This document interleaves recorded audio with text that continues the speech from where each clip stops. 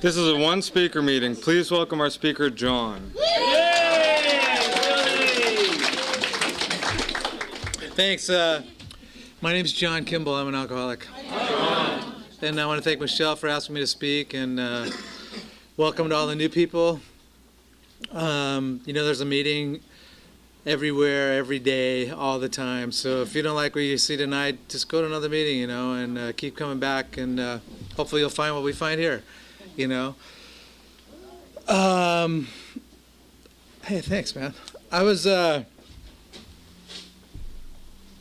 get asked to speak a lot, and the trouble with that for me is that, and I pretty much say this every time I speak, is like, I really have a hard time like getting right to where I want to like start talking about, And usually right about this time, there's like 3 or 4 guys in my head right now, all jockeying for position, And they all want to say something different. One guy's a comedian, one guy's a serious guy, and all that kind of crap. And it's just a miracle, like I can get a sentence together, And so I'll give it a whirl here,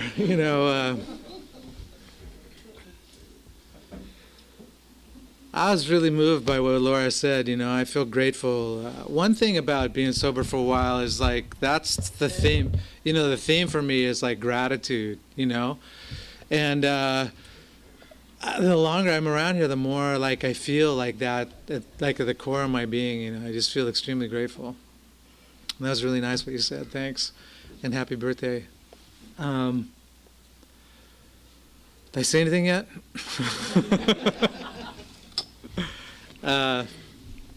Okay, here goes. I kind of feel that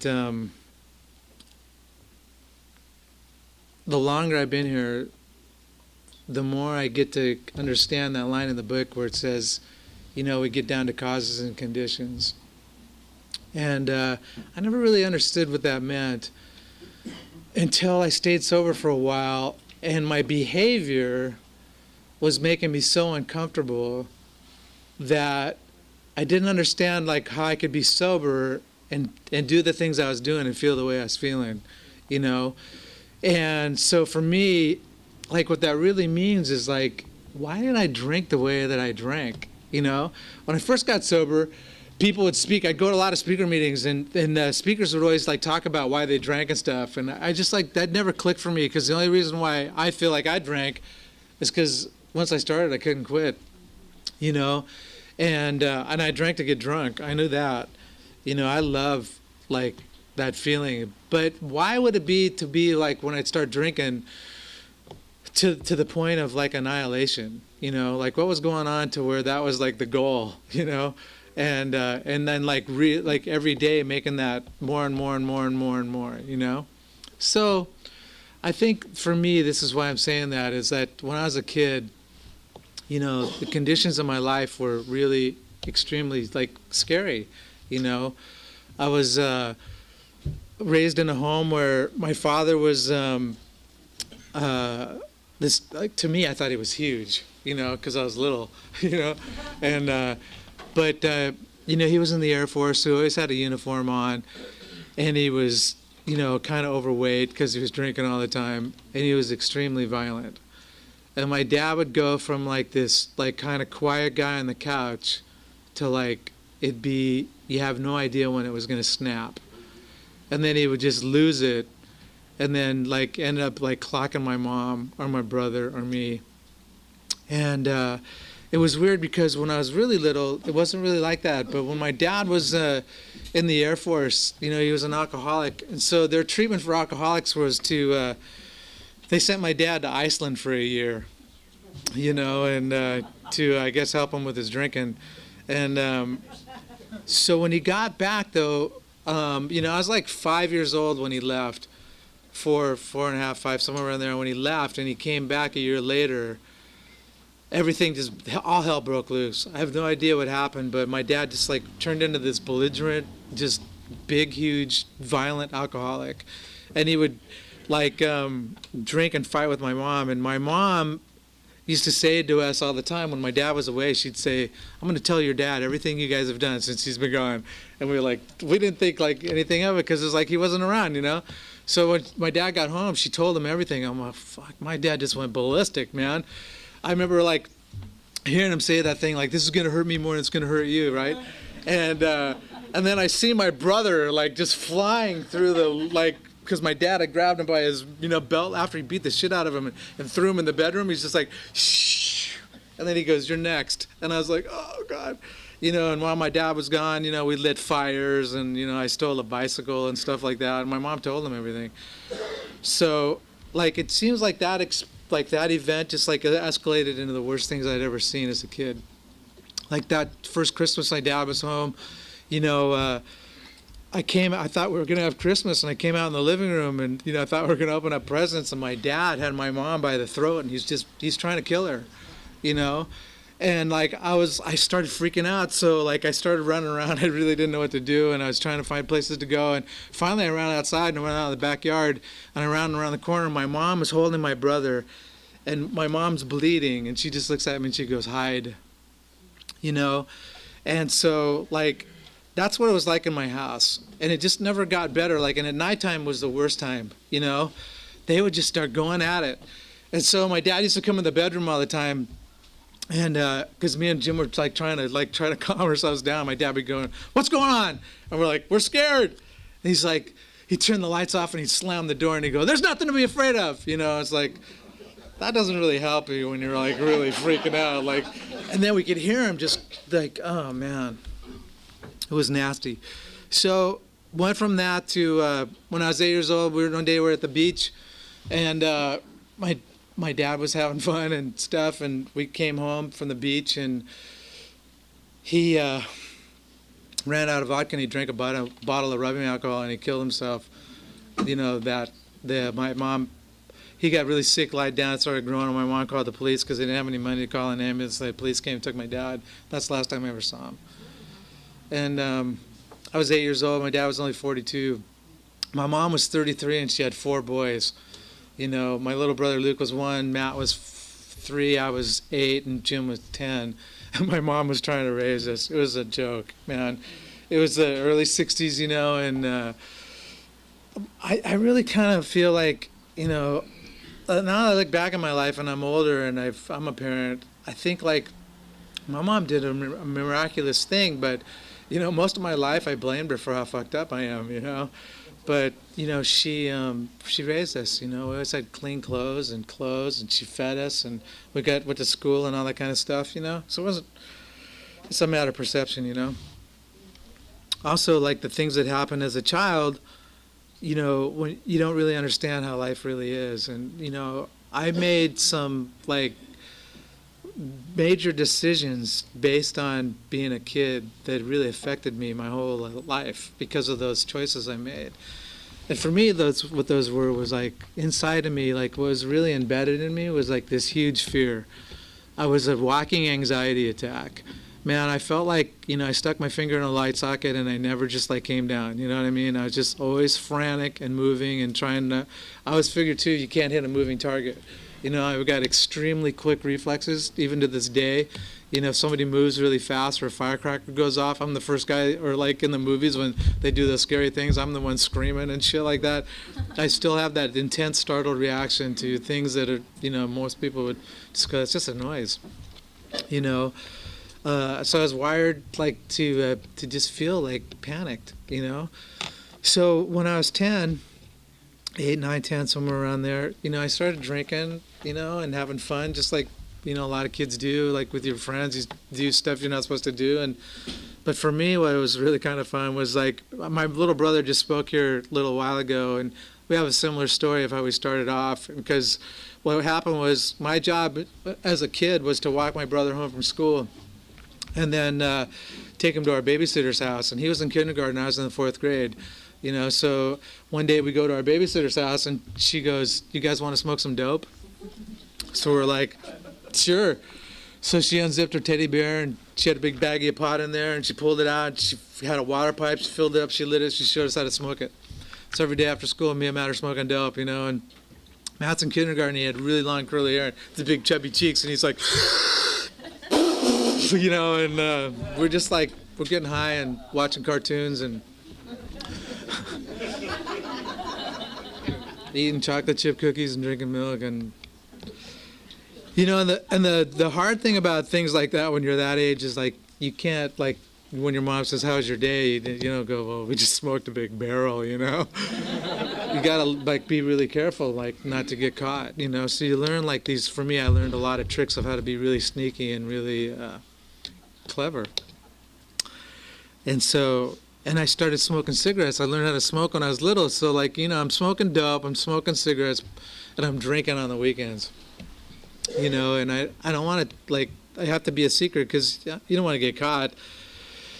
So I learned how to do a lot of things very sneakily, like, especially, like, stay up really late at night, sneak out my window, and go party with my friends. Go down to the corner store and steal liquor out of the cabinet, out of the big barrels, and go and drink it, and smoke Lucky Strikes, non-filters, and I remember the first time this kid said to me, "Do you smoke cigarettes?" And I'm like, "Sure."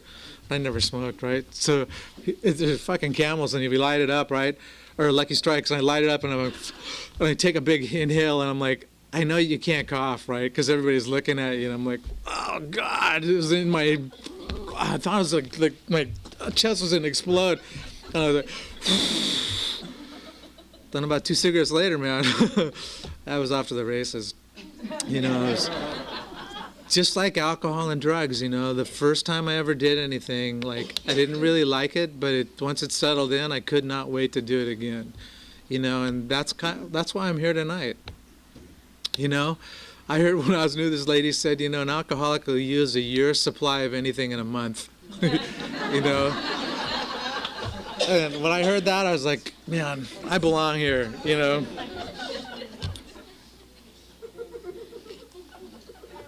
So I started drinking a lot and taking a lot of drugs, and then I started just really, that's all my life became. Was like, I love to get high. I love to drink. I have a tremendous capacity for alcohol. And when I was younger, I used to weigh like 125 pounds. In high school, I was really skinny, and I didn't have any teeth. I chipped my teeth when I was a little kid, and I looked like a little vampire, I had like really skinny, really long, freaky, wiry hair, and a big, gigantic white streak in my hair, and I grew up not too far from here, up in Westwood Village, and I'd hang out up there, and so I got to get sober. I could tell these drunk stories all night long. I love making people laugh too. So here's what happened for me is, like, I started drinking a lot. And then in the early 70s, music sort of took a shift, like, for me, for the best. Like, this rock music that started coming here from England, like, really changed my life. And so for me, what I always wanted to be was a rock star. So, and when I was, like, growing up, I got records and I put them on the, on my turntable, and I'd get headphones out and I'd put them on. I'd listen to live music, like The Who live at Leeds and Zeppelin live, and Peter Frampton and all that kind of stuff, or Humble Pie actually, and T-Rex, and David Bowie and the Spiders from Mars and all that stuff. And man, when I saw those album covers and what those people look like, that's what I wanted to be like that, man. I wanted to be one of the Spiders from Mars, so I got a shag haircut, and I got 6-inch blue and white patent leather platform shoes, and I got satin bell bottoms, and and used to hang out at the Rainbow with all the other people who looked just like that. And I figured that's what you do. You'd hang out with these people, and you'd end up being in a band, and be famous.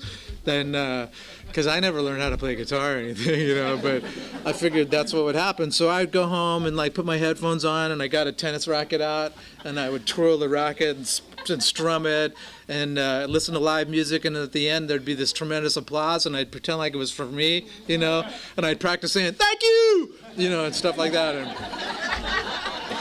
"good night," and "we'll be here on Monday, thank you," stuff like that, and man, I had it down to a science, and I could twirl that thing, get on my knees, and do all the stuff, make all the faces and all that shit, and strum, and man, I wanted to play so bad. And you know, because I felt like really what was going on was like I was so shy and kind of introverted that like if I was a rock star, everybody would know who I am, and then I could be friends with everybody, you know, because they'd go, hey, aren't you that famous guy? I go, yep, you know, and come on, jump in my limousine, let's go to a show, you know, and stuff like that. And meanwhile, I'm in my house, you know, thank you, and all that shit, you know, and you know, and they're coming to get me.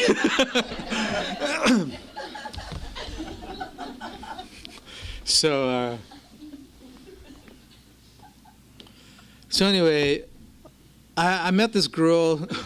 She ran away from home and she moved in with me, and I was still living with my mom, you know, and she was not an alcoholic.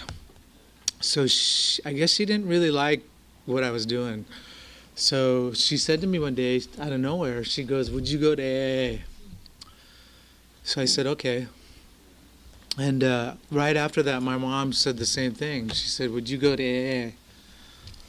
I was like, this must be a conspiracy, you know? So I was like, all right. And she said, if you go, take your little brother with you.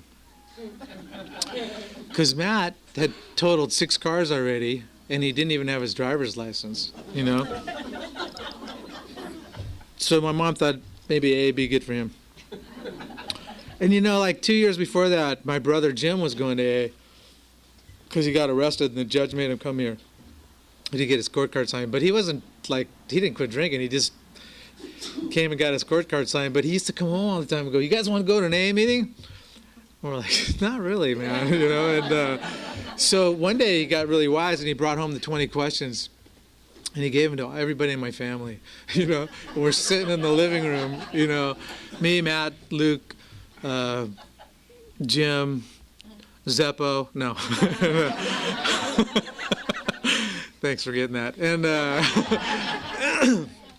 a bunch of other friends, and we're all drinking and smoking pot, and you know, and taking the 20 questions, you know, and we're all reading them one at a time, you know, and answering them and laughing. And I did that. Did you do that? I did that. So I looked down at the bottom of the card really quick, and it said, you know, if you answered 3 or more of these yes, you're definitely an alcoholic. And I'd already answered the first 6 yes. So I answered the rest no, you know. And then, so that's what kind of like, I think when my girlfriend said, would you go to AA? I was like, yeah, because when I was by myself, I answered 20 out of 20. I got them all right. And so, you know, so I didn't know what I was going to do. I didn't even know what AA was. I was like just saying yeah, because I'm kind of a people pleaser. So I was sitting with Matt in the living room in my mom's house, and I got this check in the mail. And I opened it up, it was $2,000, and I looked at Matt, and I go, I got an idea, let's cash this check, and when all the money's gone, we'll go to AA. Matt goes, that sounds good to me, you know, and so we started drinking like 2 fish, and it took us 2 weeks to drink $2,000 worth of alcohol. And so when the money was gone, we, so funny, it was Saturday night, like, I knew I was going to AA the next day, right? So I'm drinking everything there is. I'm drinking like, I had this party and all these people left and everybody left like all their empties around, and I went around and I drank every one of them. Even the ones with the cigarette butts in them, you know. Yeah, come on. They just go, right, and you just kind of go like this, you know. And it doesn't really matter, you know. And then I was eating Quaaludes, and everybody's gone, and I passed out and woke up, and, you know, my girlfriend says, you know, I'm taking it to AA, and I said, I know. So I called up Matt, and I go, hey, we're going to AA, and he's like, all right. So we're driving over to pick up Matt, and I go, let's stop at the liquor store and get drunk. My girlfriend goes, why? I go, because we're going to AA. It's like alcoholics, they're hammered. You know, she's like, I don't think that's how it works. I'm like, you sure? She's like, yeah, I think so. I was like, okay. So we pick up Matt, and it was really hot that day. I don't know why, but it was extremely hot that day. So we picked up Matt. Matt wasn't wearing a shirt. And Matt's almost 6'2", and he had hair all the way down to his ass, and he was barefoot.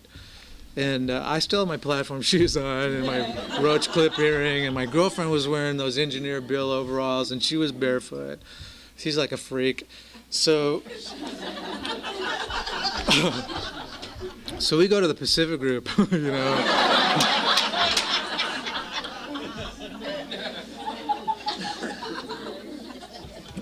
And man, we walk in there. I thought we walked into the Republican convention. I'd never seen so many straight people in my life, man, and they're all dressed really nice. And so anyway, I'm not going to tell a bunch of stories. I'm going to talk about being sober. But I went that night, and I met some guy, and he took me out in the parking lot during the break, and he said, hey, you know what AA is? And I said, no. And he said, well, what it is we don't drink alcohol, we don't smoke dope, we don't take acid, we don't shoot dope, we don't take any pills, we don't do anything that affects us from the neck up. So I was like, for how long? You know? And, he's like, just for today. I was like, oh, that makes sense. Like, how many days you got? And he was like, 2.5 years. And I had a panic attack when he said that. I was like, oh my God. I went back in the meeting. I sat down. The guy that spoke that night when he was done, he said he had 10 years. And I was like, oh, what did I do? And then they get up and they say the Lord's Prayer, you know. And I never think I ever heard that prayer. But I don't want to like act like I don't know the words, right? So I'm trying to go off, our Father, you know, and stuff like that. And then at the very end, you know, they go, keep coming back. I was like, so the next day I was thinking, man, all those people said keep coming back. You know, like I said, I'm a people pleaser, so I figured I better go back, you know. I don't want to let all those people down, you know. So I went back, and I kept coming to meetings. I heard speaker every night. I went to a speaker meeting. I heard the greatest speakers, and you know. But I didn't really want to be here. I was going because my girlfriend asked me to go, and I didn't know like you're supposed to quit drinking and all that stuff, and that made me really nervous. And the guy told me to throw all my drugs away, which made me feel really even more nervous, you know. But I'm coming, and I'm trying to stay sober. I actually am, and But when I was 3 weeks sober, I was sitting in yesterday's this restaurant. It's gone. It was in Westwood with my brother. A bunch of people. I actually ended up being in a band with all my bandmates, and I was telling them about like how long I was sober, and they're like, "We don't give a fuck. We're gonna put a Quaalude in your coffee," you know. And so they go, "Let's go to the beach." So we all went to the beach, and we were down there, and everybody's drinking, and I knew if I could talk my girlfriend into drinking, I could drink. So I was like, "Let's drink," and she's like, "No." I go, "Please, please, please, let's drink." And she's like, "No." And so I go, I was thinking of things. What can I do? So I go, I had been sober like 3 weeks, right? So I go, I wonder if it tastes the same. Thinking like, she looks at me and goes, I think it does, you know? And I'm like, come on. She goes, all right. As soon as she like cracked one and started drinking, I was like, you know, and about after 4 beers, I was like, I started feeling kind of wheezy. And I sat down in this chair, and I just all of a sudden I started thinking, I thought, oh man, now I'm gonna buy a bunch of alcohol. I'm gonna drink a tremendous amount. I'm gonna eat a bunch of Quaaludes, and then I'm gonna go to the liquor store. I'm gonna buy a bunch more alcohol because when I wake up, I'm gonna start drinking again. And I thought, fuck, I can't quit drinking. And everything I heard, like, you know, the first drink's too many, 1,000's not enough. All that stuff just went right through me, and all of a sudden I had a moment, and I got sober, and I quit drinking. I didn't drink again. And that was May 30th, 1976. So, you know, in a couple months, I'll be sober 34 years. And thank you. And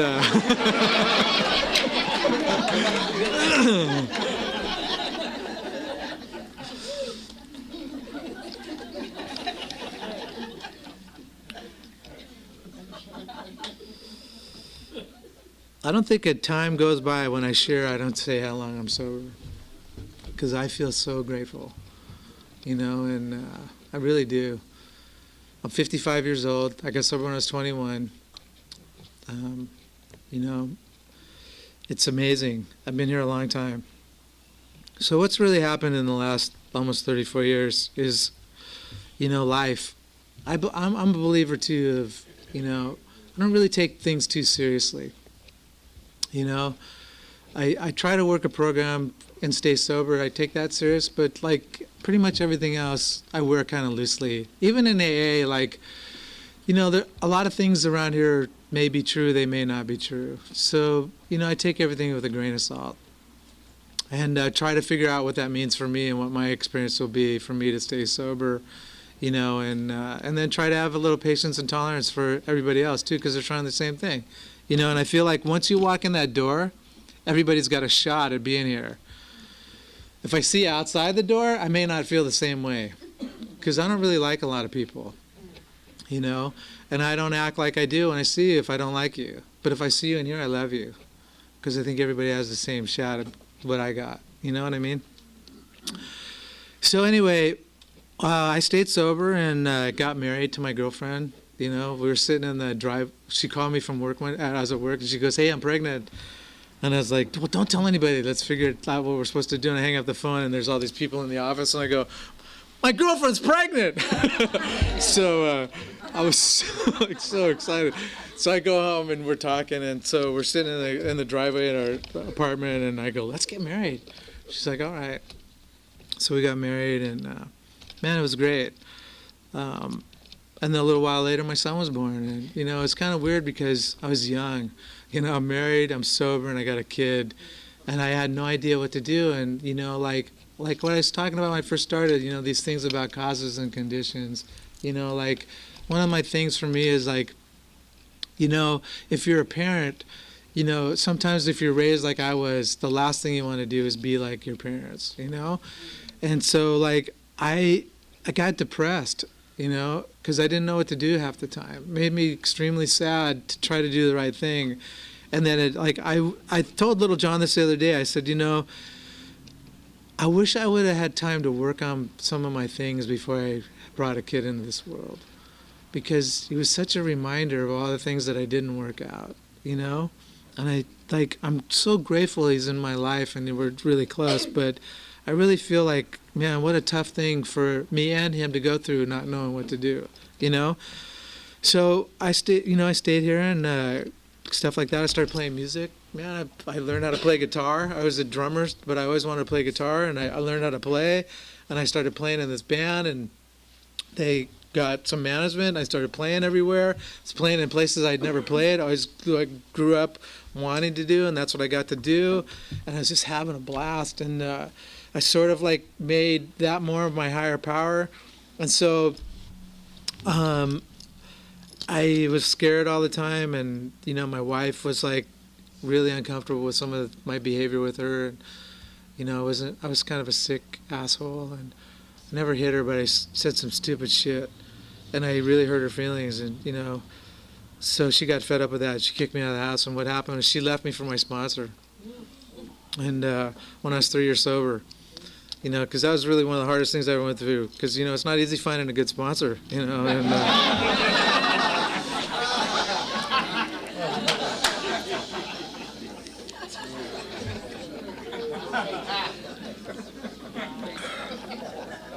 I got about 4 or 5 minutes. Man, it was a tough time, because a few years later, a friend of mine got out of prison, and he goes, "Hey, I heard about what happened with your wife and stuff like that." He goes, "You want me to kill him?" Swear to God. So I go, no, kill her. I want to get my sponsor back. I didn't say that. Just trying to work in some new material. Telling that story for 30 years. Anyway, that really happened. And, what's really cool now is like, she's a really good woman. She's a really good mother. And a lot of time has gone by, and, a lot of things happened that were really not good, but it's just a freaky time in my life, and so I stayed here, and all that stuff about God and the steps and the book, and it's weird, because what happened for me was like, instead of like pulling away, it made me get closer. Like I said to my friend, I don't think I believe in God. And he said, "Why don't you read page 63 in the big book?" And I did, and it's a third step prayer. And then I got a 12 and 12 and started reading that. And I started trying to find like what all this stuff meant. And, I stayed here long enough to do all that. I got a man named Howard to be my sponsor. And for 11 years, he really helped me out. He just stayed close to me, and he did all the steps with me. And I'm forever grateful to that man, because he had the patience of a saint. And I was a flighty kind of nervous, kind of all over the place kind of person, and extremely sarcastic and not, and he just sat there and he read the book to me and we worked all the steps, and my life changed because of that. And as a result of that, I stayed sober and I got to sponsor guys, and I've done the same thing, and I feel really blessed to have that in my life. If you're out thinking about asking me to sponsor you, which maybe you would or not, I don't know. I always have a disclaimer. I sponsor too many people, so don't ask me. But I'll give you my phone number if you want to talk. I just got a couple of minutes left here. I share this story a lot too. Is like, when you make amends, it's really a freeing experience. But when you're on the receiving end of an amends, it's really kind of miraculous too. And the two biggest ones that ever happened in my life was my older brother. When we were growing up, my dad was really more abusive to him than he was to me. And so as a result of that, my brother really didn't really like me too much because he thought I got away with a lot of stuff. And my dad used to just beat the shit out of him. And so he said, so when he got sober and he came to me and he goes, I want to make amends. He goes, for feeling like I hated you because Dad beat me and, you got away with a lot of stuff. And he said, I really love you and I want to be your brother. And, and from that day forward, he became my big brother again. And we hung out, we played music, we had a great time. And when he was 21 years sober, he died. And he died in his sleep from pneumonia and just went to bed one day and got really sick and didn't wake up. And that was one of the worst days of my life. That was 3 years ago last week. And but that amends he made to me, was amazing because I got to have my big brother for 21 years, And I'm forever grateful. I think about him every day. And last week, me and little John, my son, he's sober 6 years, did the same thing. After he got out of prison, he got sober and he went to prison. And when he got out, he got a sponsor. And his sponsor said, you need to make amends to your dad. And he came to me and he made amends to me, and he lived with me while he was on parole, and we went to meetings, and then he stayed sober and he got married, and he'll have 7 years in September. So it's like amazing, And then we took a trip. Matt, my brother Matt's got 31 years. My son John and me, we went to Big Sur to celebrate the anniversary of my brother's death, and we went up there, and if you drive down, there's a river that goes into the ocean. So me, little John, and Matt, we took my brother and we held the bag and put his ashes in the river as it went out into the ocean. And before we did that, we said the Lord's Prayer. And it just felt like the right thing. It felt like, putting my brother back into where he came from. And it just was like a really kind of a healing feeling, And so, what a gift, to be, my brother goes, do you want to say a prayer? And so we're like, okay, let's say the Lord's Prayer. And we did. And, I learned that prayer here. And so did they. And you guys, were here for them too. And I'm forever grateful for that because I'm blessed, So if you're new, hang in there. The first 33 years are really hard. After that, it's kind of a breeze. So I want to thank Michelle for asking me to be here, and thanks a lot for listening.